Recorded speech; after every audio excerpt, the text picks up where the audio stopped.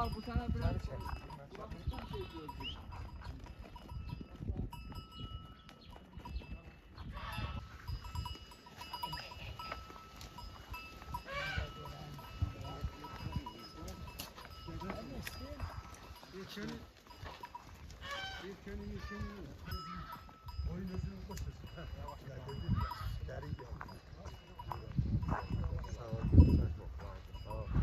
Bu yıl yine koçlarımızı boyadık.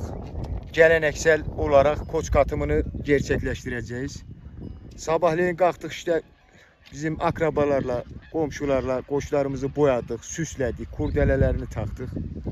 Allah nasip ederse bugün koç katımımızı gerçekleştireceğiz. Bu geleneği yaşatmaya çalışıyoruz. İnşallah bizden sonraki nesil de bu geleneği yaşatır.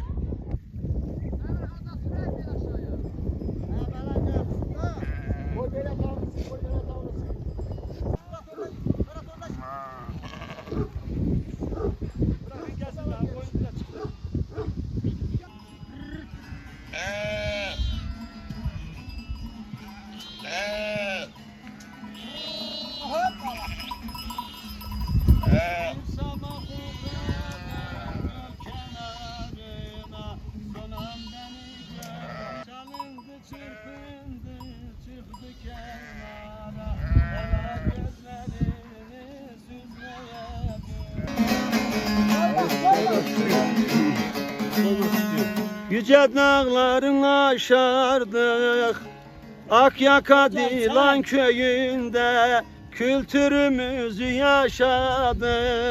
Akyaka Dilan köyünde.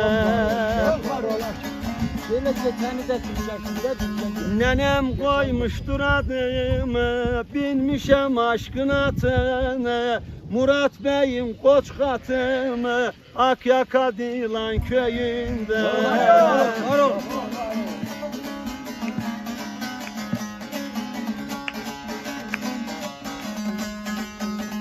Gönülleri haşlattılar, cahilleri taşlattılar, üretimi başlattılar Akyaka Dilan köyünde. Bizde gelenekseldir. Koç katımı üretimin bir başlangıcıdır. Allah bu koyun sahiplerine hayırlı üretimler nasip etsin. Amin. Gelecekleri iyi olsun inşallah. Koç katımları bereketli olur. En az 100-200 koyunlar da ikiz doğar maşallah. İnşallah. Çekme halay başını, çekme halay. Yaylalar yaylalar çimen bağladınız mı? Ben askere giderken kızlar ağladınız mı? Yayla yaylaya bakar yar eğlen eğlen eğlen. Yayla suyu yana karın yar eğlen ben.